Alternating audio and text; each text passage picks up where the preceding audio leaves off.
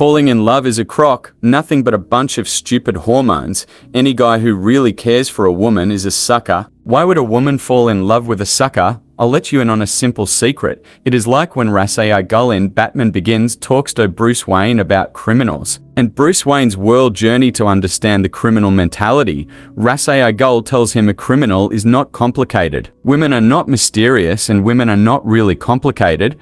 One of the keys is understanding evolution and the need for protection and resource acquisition. If you are going to be the one bearing children, I have figured out only a tiny fraction of women actually love a man. They love what Waith can do for them. They love themselves, solipsism, and their children. This motherly love a mother gives you is the only time a man will get true love from a woman.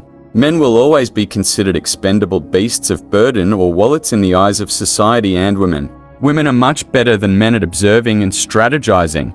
Whatever strategy that is used on a man by a woman depends on the man and is tailored to him. Men seem to vary more individually than women. There seem to be fewer retarded women and fewer geniuses and more clustered in the average. Women are more similar to each other than men are. Aside from child rearing, this is one reason why women are more socialistic and men are more individualistic. You will always find many more libertarians among men than women, because women are much more collectivist than men, because of the need to raise children and have fewer individual differences. The reason why women seem mysterious to men is that it is men that are complicated. The strategy used on a man depends on how that man is different from other men, and men vary greatly. That is why one man does something and gets one reaction, and another man can do the same exact thing and get a different reaction from that woman.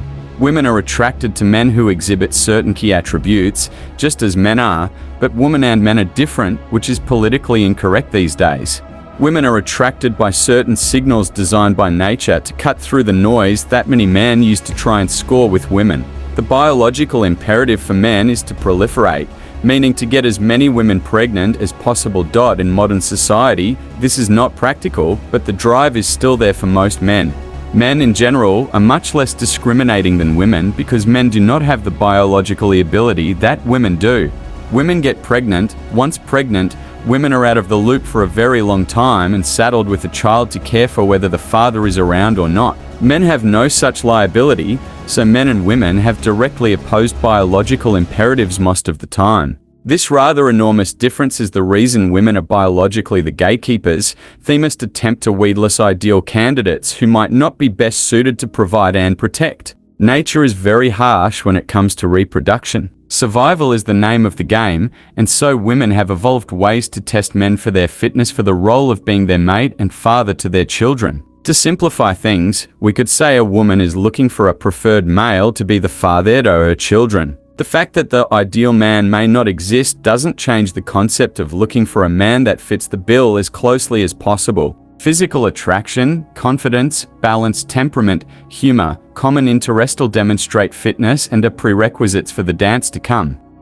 If one thinks about the ideal man, one can clearly see that a more ideal man will most likely have many more opportunities with many women.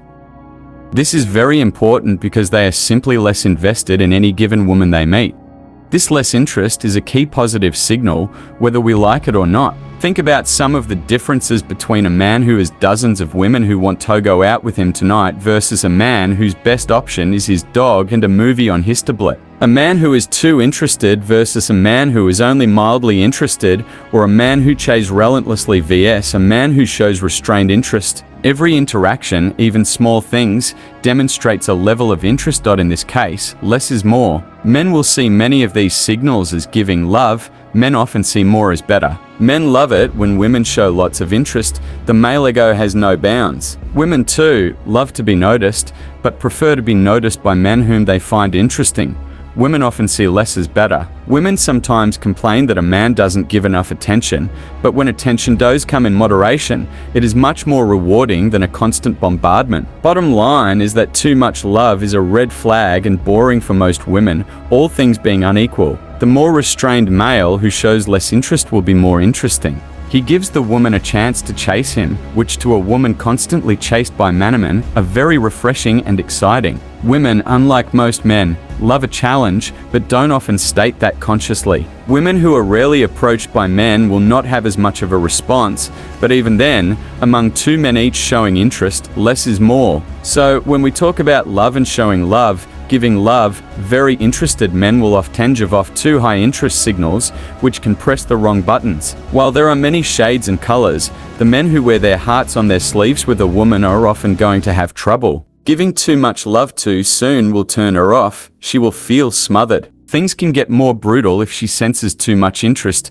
She may unconsciously do or say something hurtful to see just how invested the male is. If too much interest is detected, she will lose interest herself, tests ignored by the man are a turn on because he is seen as unflappable, self-assured, and not hanging on with super high interest he doesn't care yet. Sweet, loving, sensitive men who gush love must take care, beware and restrain, lest you get weeded out in favor of a stoic, less emotionally available aloof candidate. Not all aloof, stoic men are ideal or preferred men. Men, too, have evolved countermeasures, and as a result, many men are just emotionally unavailable, apathetic, aloof, and not terribly loving or ideal. A few 100,000 years of evolution produced human women who didn't need to fall in love with guys who really care for them. All this modern bullshit about love and romance is just that bullshit.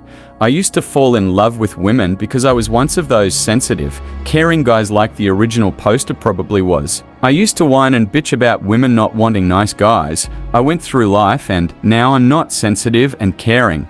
I'm quite self-confident now, and those sensitive and caring guys probably hate me. I can get the women who won't even look at them.